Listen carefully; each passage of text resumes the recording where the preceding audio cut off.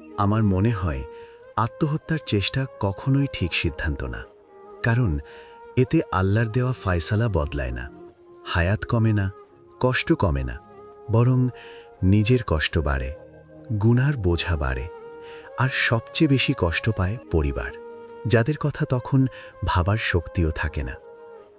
ইসলামী দৃষ্টিতে বললে জীবন আমাদের নিজের না, এটা আল্লাহর আমানত। কষ্ট আসে পরীক্ষা হিসেবে, শাস্তি হিসেবে না। আর পরীক্ষা চলার মাঝপথে খাতা ছিঁড়ে ফেলা কখনো বুদ্ধিমানের কাজ হয় না।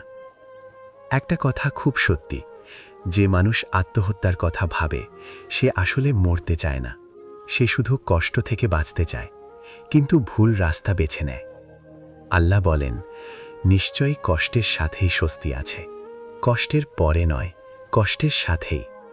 তাই আমার মনে হয় এটা ভুল সিদ্ধান্ত, কিন্তু যে মানুষ এই চিন্তায় পৌঁছে সে খারাপ মানুষ না, সে শুধু খুব ক্লান্ত, খুব ভেঙে পড়া একজন মানুষ।